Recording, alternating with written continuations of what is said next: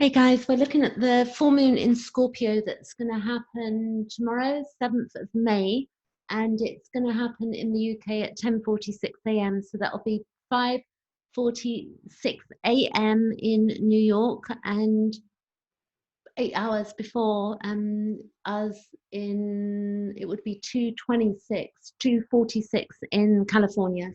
So what I'm going to do is just explain to you, if you can see here, this is the full moon chart, and it's at 17:20 degrees Scorpio. And what we have with the Scorpio full moon is it creates, or the Scorpio moon, it creates the need to delve into our feelings as deep as possible. It's where we desire meaningful emotional exchanges now more than ever at any other time. And it's where it's not easy and we are forced to change many things. Shallow relationships do not satisfy us at this time because they are not purifying enough. So what you want to look at also is the deeper depths of what Scorpio means.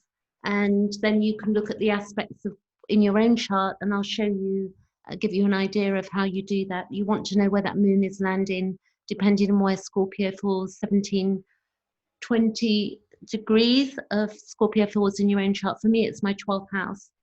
So it will give a particular flavor to that, what it means for me. So the key words of Scorpio ruler is Pluto, and the ruler of the 8th house as well, because Scorpio holds the 8th house. It's fixed, it's yin, it's water.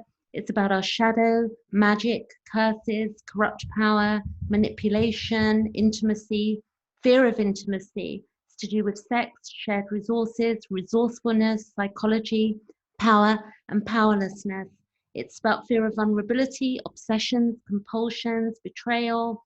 It's spy, it's fear of entrapment, commitment, and it's also to do with loss and abandonment, merging, and where we metamorphosis as well. So if we have a quick look below, this is AstroSeek, by the way, if you want to go here, it's a brilliant tool to use. I use AstroSeek and astro.com. But if you look at the moon, what's going on, the moon is going to be in opposition with Mercury at the full moon. Moon is going to square Mars, and the moon will also trine Neptune. So then we can take our own chart, and I'll just show you. So there's the moon, 17 degrees Scorpio, the sun is 17:20 degrees Taurus.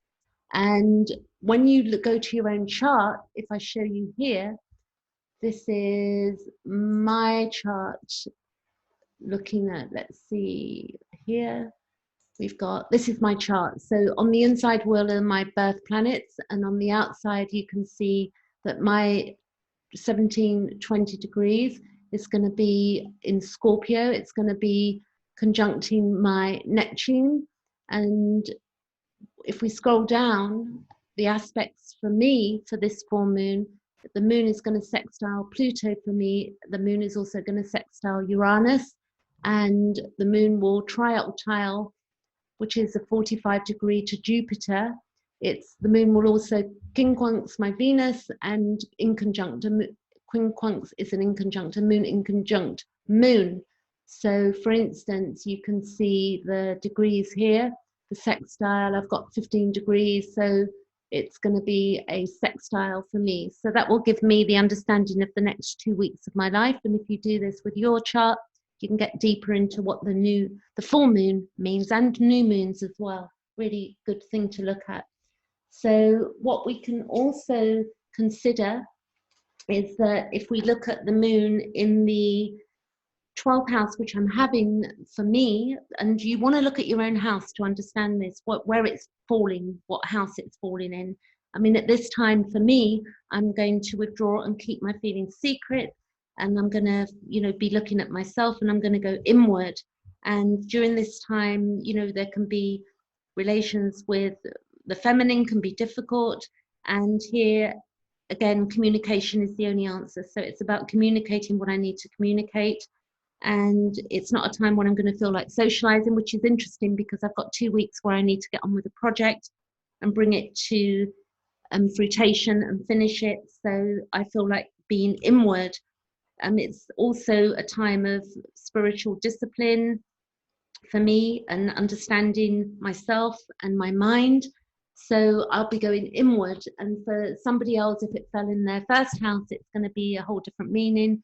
In the fourth house, it's going to be about home and family issues. So it's a great tool, and it should be a beautiful moon. I've looked at the moon tonight and it was absolutely stunning outside. So if you catch it as it goes into being full moon in Scorpio in the coming hours. Hope that's useful to you. And also I'm doing readings at the moment at $20 because of this social distancing to the end of May. I'm doing $20. I'm normally $70 an hour. So if you want to check me out or do some work on healing through astrology and understanding your astrology, it's a great tool to heal wounding that we've had in early life as well. That's it. I'm going to leave it there and I'll catch you later. Thanks for watching.